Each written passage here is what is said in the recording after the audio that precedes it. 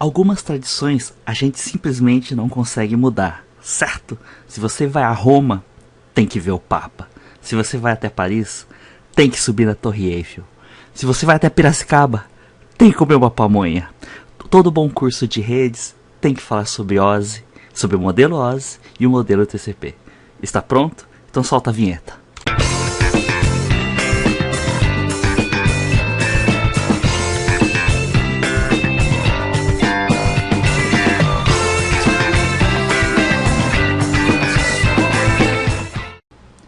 Nessa aula a gente vai ver as vantagens de seguir o modelo, ou seja, um padrão, uma analogia do modelo OSI, o modelo OSI em si, os PDUs, ou seja, Protocol Data Units, o modelo TCP, ou seja, o modelo mais prático, vitorioso. E aí a gente vai rever a camada de aplicação, transporte, rede, enlace, física do modelo OSI. Vamos junto? Bom, primeiramente as vantagens de estar seguindo um padrão. Bom, quando todo mundo combina um padrão, fica mais fácil da gente estar desenvolvendo os produtos. Antigamente, as redes eram todas verticalizadas, de um único fabricante. Ou seja, se você fosse montar uma rede, tinha que ser uma rede por exemplo, IBM, era de ponta a ponta. A gente tinha que comprar desse fabricante todos os seus componentes, o cabeamento, os conectores, os switches, os roteadores, enfim, era todos equipamentos de um único fabricante, porque se a gente comprasse um switch de outro fabricante, eles não conversavam, tá? Aí formou-se várias alianças justamente para poder desenvolver os equipamentos de rede, tá?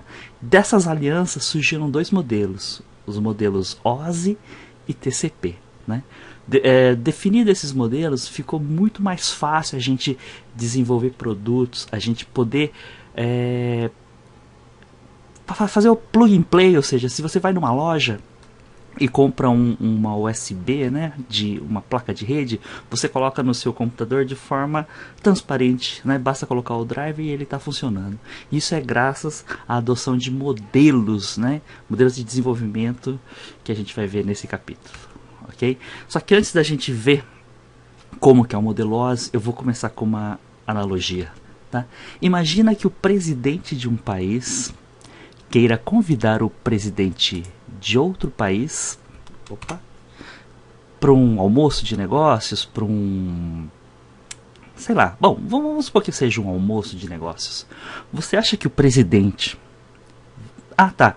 E nesse país não existe internet, não existe celular, não existe computador, né? Ou seja, é apenas papel, tá? Então, se ele quer convidar o outro presidente, ele vai ter que usar papel e caneta. E você acha que esse presidente ele vai pegar um papel e vai escrever? Não, não. Ele tem a secretária, né? Todo bom presidente precisa de uma boa secretária, né? Secretária que administra o tempo dele. E também, claro, uma das funções é estar auxiliando e ela vai ajudá-lo a redigir essa carta, né? Então o presidente vai convidar o outro, né? O caro presidente, gostaria de convidá-lo para um almoço, e assim vai, né?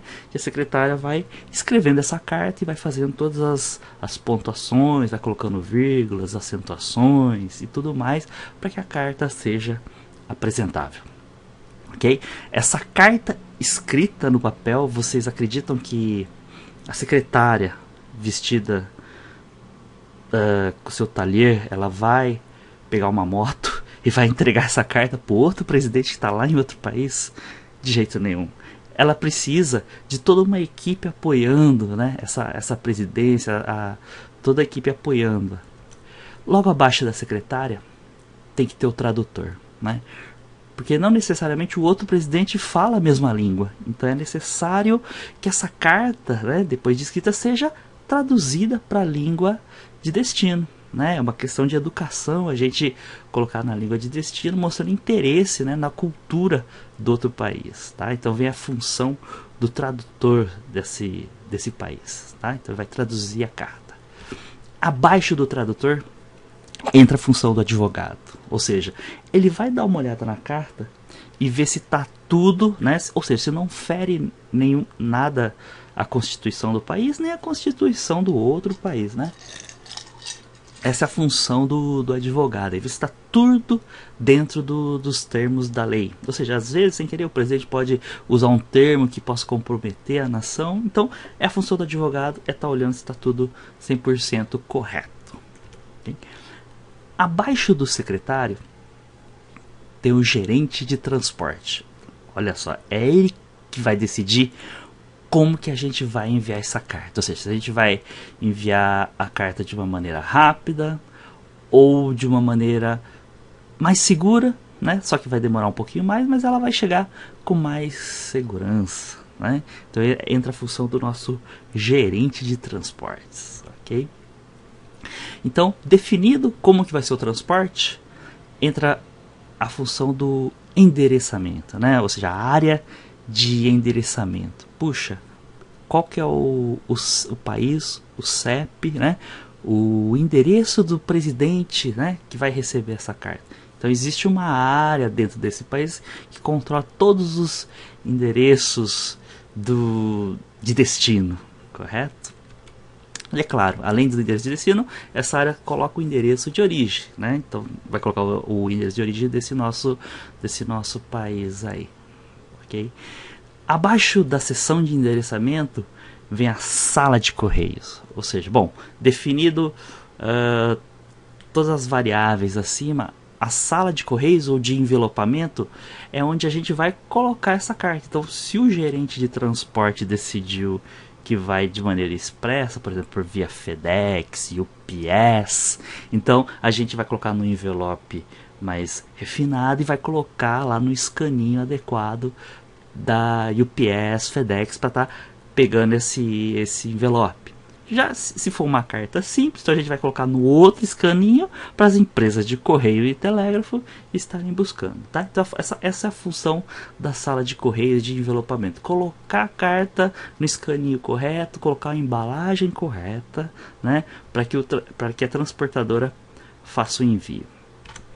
E a última camada aí, o último nível, seria a parte da entrega, né? Então, se foi definido, por exemplo, FedEx, entregas expressas, o caminhão da FedEx vai passar e vai recolher essa carta para entregar em outro país, né, para o outro presidente, ok? E então essa entrega ela chega até outro país e assim ocorre uma interação de mesmo nível, ou seja, a área de entrega da FedEx vai interagir com a área de entrega da FedEx do outro país, né?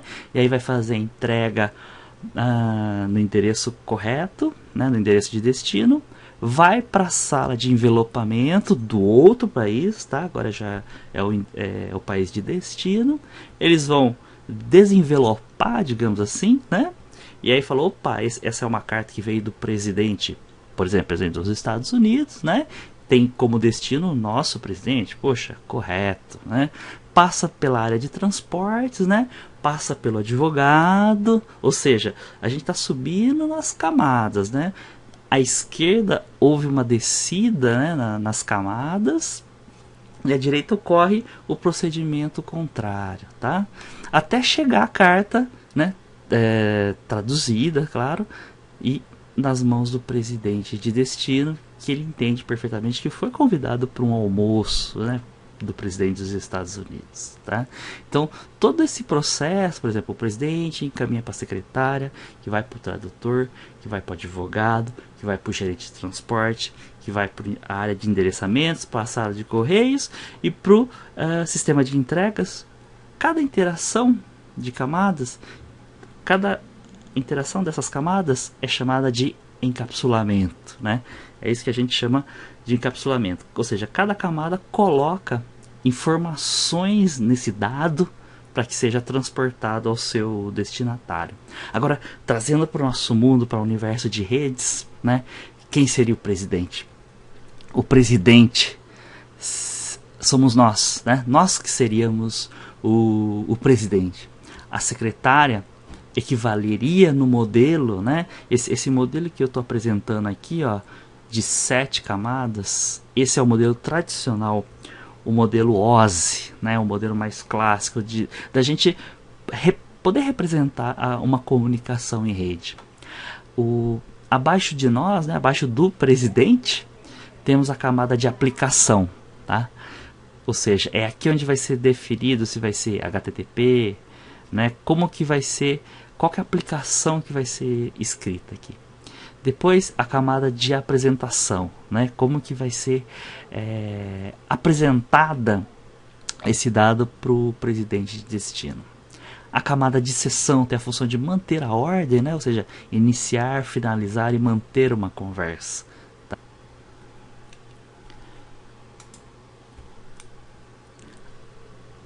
As camadas 7, 5 e 6, ou seja, até aqui, né? Todo esse trabalho acontece dentro do computador, ou seja, nada precisa da rede para essas camadas funcionarem. Para o nosso universo de rede, de infraestrutura de rede, a magia começa a acontecer dessa camada para baixo, de transporte, rede, enlace, dados e física para baixo. Ou seja, essas camadas a gente precisa dominar, precisa conhecer muito bem o que acontece dentro delas. Tá? Protocol Data Units. Em cada camada, se a gente fosse dar um nome do produto que a gente tem nela, seriam esses. Ou seja, na camada física, nós temos os bits. Na camada de enlace ou dados, nós temos os quadros. Na camada de rede, nós temos os pacotes. Tá? Na camada de transporte, nós temos os segmentos. E todas as cimas a gente chama de dados. Ok? Puxa, por que isso é importante? Frequentemente você vê, olha, fabricante lançou um equipamento que processa 1000 pacotes por segundo, 2000 pacotes por segundo, tá? Então essa é uma unidade para você saber exatamente qual que é o poder de processamento desse equipamento. Né? Ou seja, um switch, ele vai falar, olha, esse switch processa 400 milhões de quadros por segundo, né? Porque os switches estão na camada 2. 300 milhões de quadros por segundo. Tá? Então essa é a função desses PDUs, Protocol Data Units. Ou seja, qual que é a unidade? Qual que é o produto que eu tenho em cada camada? Ok? Dentre esses dois modelos de representar a rede, né, a gente tem o modelo OSI, que está aqui à esquerda, ó, modelo OSI, e o modelo TCP/IP.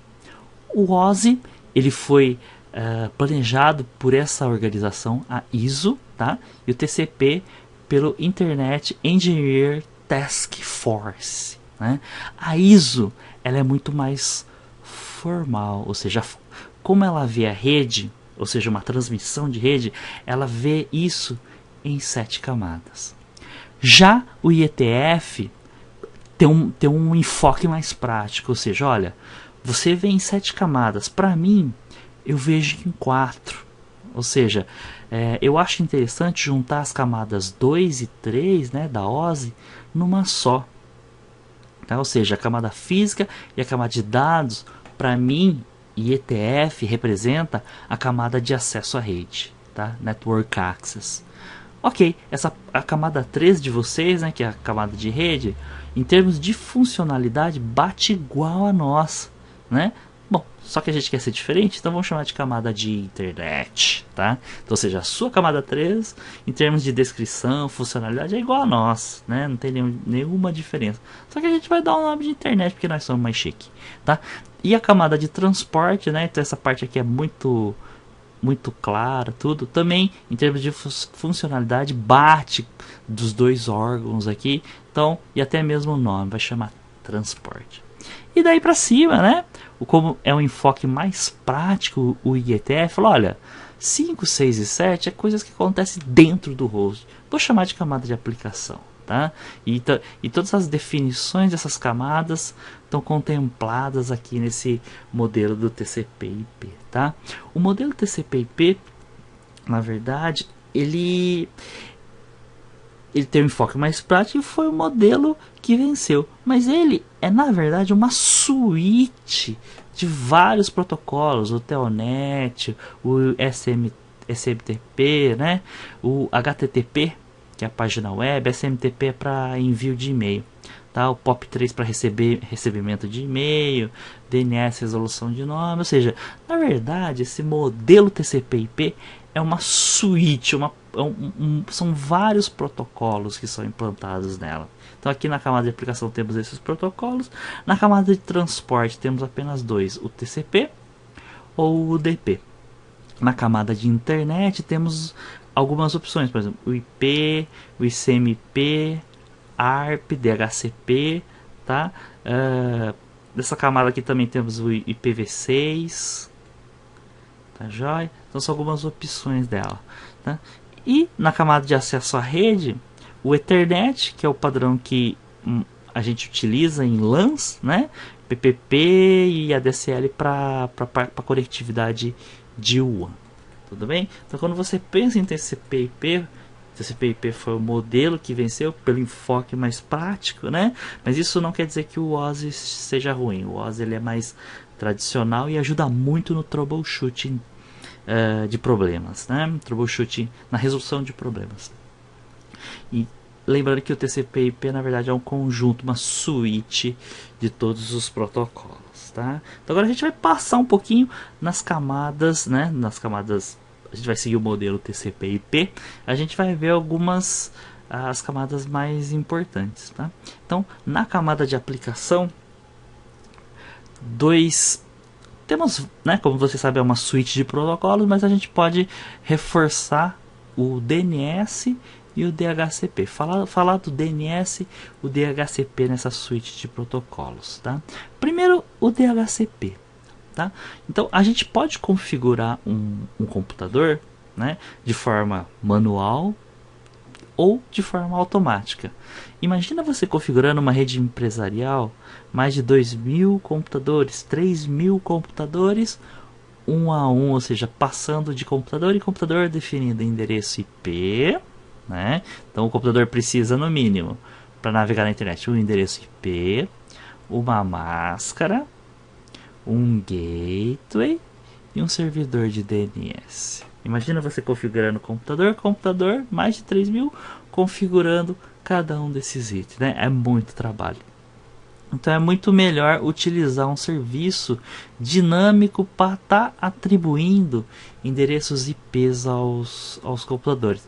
Então essa é a função do DHCP aqui, atribuir de forma automática o endereço IP. E o funcionamento dele é muito simples. Então quando você liga um computador, ele manda um broadcast, ou seja, ele manda um grito na rede. Ele fala, olha, eu preciso de um endereço IP, tá? Esse grito ele é ouvido por todos os computadores, mas apenas o servidor de DNS responde a essa requisição. Falou, opa, você precisa de um endereço IP, eu tenho o que você procura, né? Está aqui o endereço IP, ou seja, ele faz uma oferta, ele faz um DHCP offer para o computador que precisa de um IP. E o computador que precisa do IP responde, né, de forma unicast, fala, olha, não, eu quero esse endereço IP, e beleza, o servidor responde para o computador, ok, você é dono desse endereço IP por um período, sei lá, X, né, 60 minutos, um dia, e aí varia da configuração do servidor.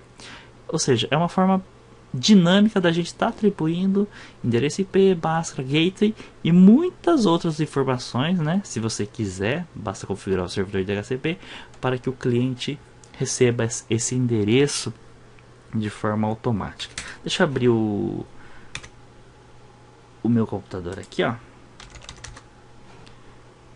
Deixa eu mostrar aqui. ipconfig/all, tá?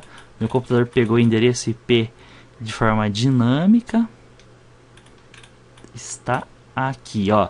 Essa aqui é a placa Realtek, ou seja, a placa dele, né? DHCP é habilitado? Yes. Sim, ele está pegando o endereço IP de forma dinâmica. O endereço IP que ele pegou, 192.168.0.103. A máscara, né? A máscara é para definir em qual vizinhança ele está. O gateway, tá?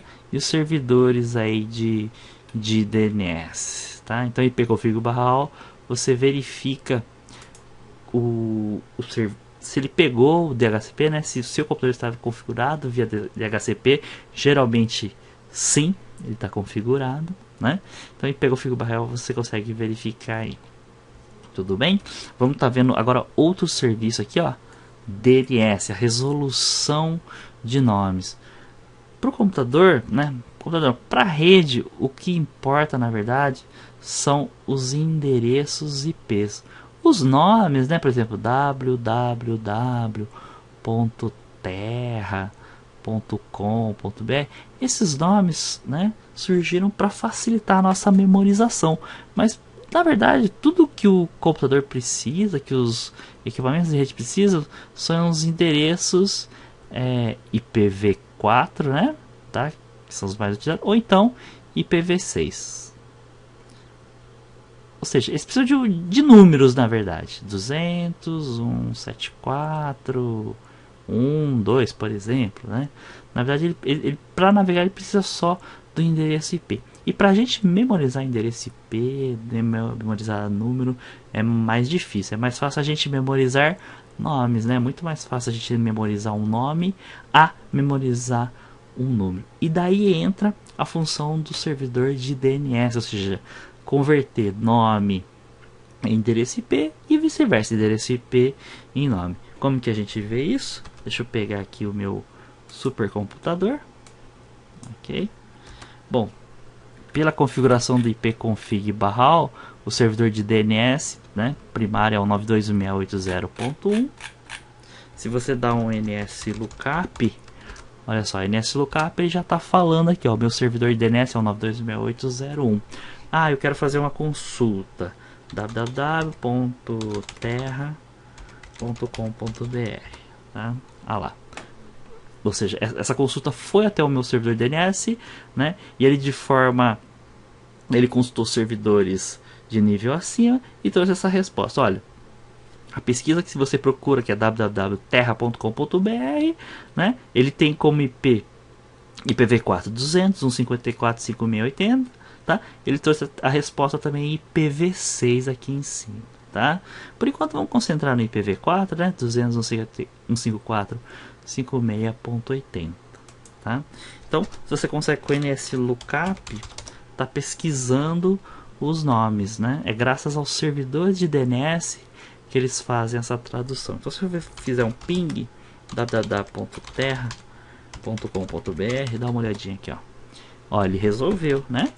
Tá vendo? Eu dou um ping www.terra, ele fez a resolução, né, para endereço IP 200.154.5.6.80. E o reverso também tem que ser verdadeiro, né? 200 ponto. Isso aqui é o reverso, ou seja, dado o endereço IP, eu quero saber quem que é o pai da criança aqui, né? Não pode fugir não. Olha lá, ó, www.terra.com.br. Ok? Então a função do servidor de DNS é traduzir, né? Endereço IP para nome e nome para endereço IP. Tá? Sem eles a gente não consegue navegar na internet. Cuidado, às vezes a sua rede está funcionando bonitinho, mas é o seu servidor de DNS que não está resolvendo os nomes, né? Então você vai ter a impressão que a rede caiu, mas não caiu. É o serviço de DNS que caiu. E para testar, é nslookup, você consegue fazer um teste rapidinho no seu servidor de DNS. Positivo. Camada de transporte, né? Então, ou seja, a gente está descendo aí no modelo TCP/IP, que é o modelo mais prático possível, né? A gente viu a camada de aplicação, vamos ver a camada de transporte aqui.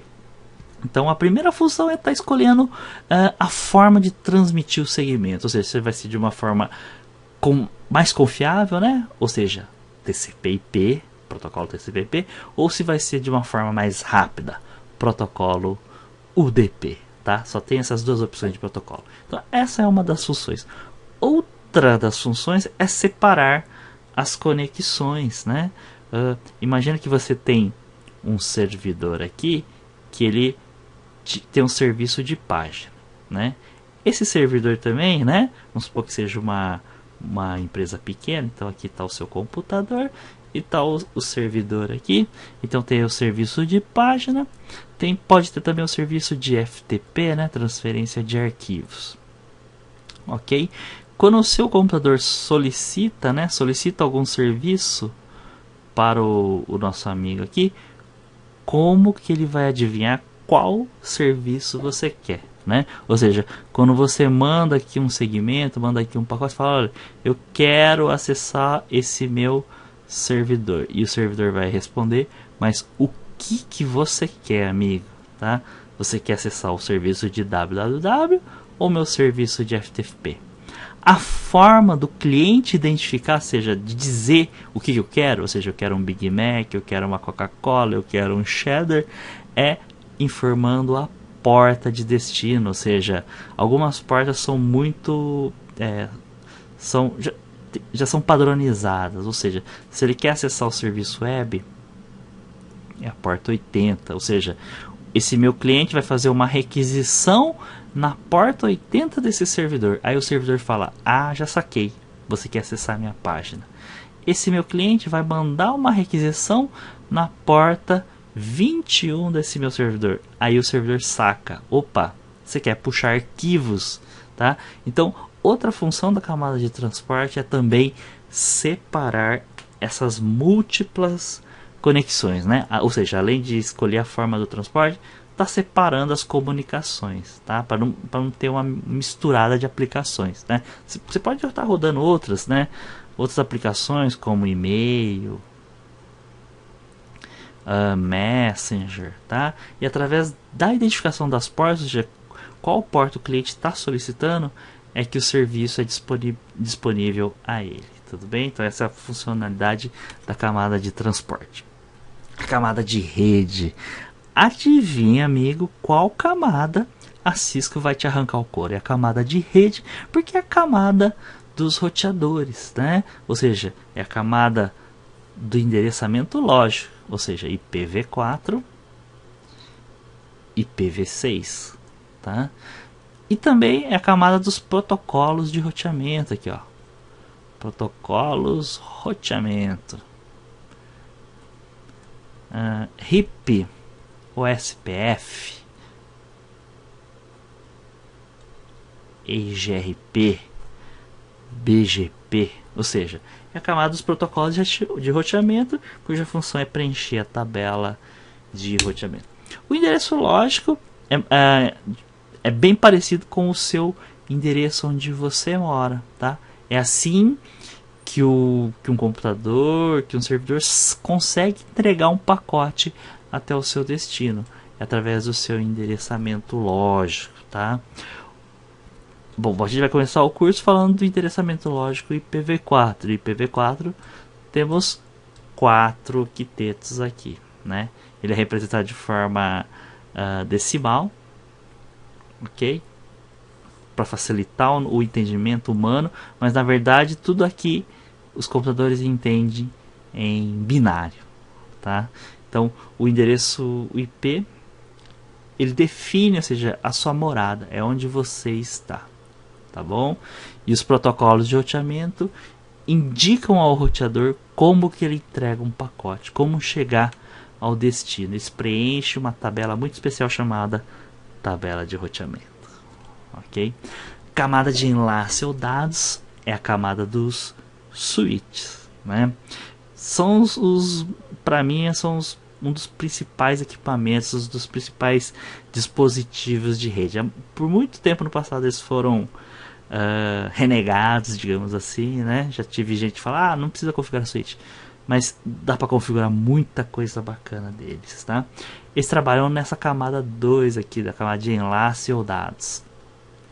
Essa camada, ela cuida de como colocar os dados no meio, né? Ou seja, como é que eu vou pegar esse frame e injetar na minha fibra ótica, pegar esse frame e injetar no meu cabeamento metálico, né? Tá? Então essa é a função dela, e ela tem alguns mecanismos de controle, né? Como FCS, tá? Ou seja, para para ter a certeza que o frame chegou ao seu destino, né? Ou seja, não teve percas no seu frame. É a camada também do MAC address, o endereço físico, que nas condições normais de temperatura e pressão, ele é único no mundo. Deixa eu pegar aqui e abrir o meu prompt. ipconfig/all. Vamos lá. Olha, cadê o meu MAC address da minha Realtek?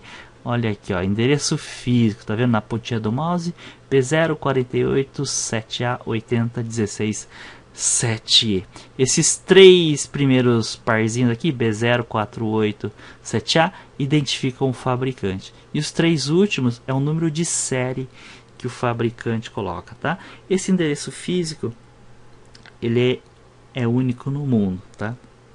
A exceção é a regra, tá? Que ninguém nos ouça. A exceção é a regra do equipamento clonado, né? Mas se o fabricante tem boa índole e registrou o endereço aqui, né? Os três primeiros dígitos, né? Junto ao órgão competente, tá? Ele vai emitir o MAC address único no mundo, tá? Ok? Então a camada 2 também, né? É a camada onde a gente define os endereços físicos ou os MAC address, tá? É a camada da placa de rede, é a camada dos switches, tá? É a camada também do protocolo Ethernet, protocolo que a gente mais utiliza em redes locais, em LAN, ou seja, como que eu vou compartilhar o meio, tá? Vai ter uma aula especial sobre Ethernet também. E vamos passar para a última camada, que é a camada física, tá? É a camada que a galera da engenharia elétrica, engenharia de materiais começa a vibrar, né? Porque é a camada onde são definidos os conectores, ou seja, puxa, como que eu defino um conector para que ele se torne padrão?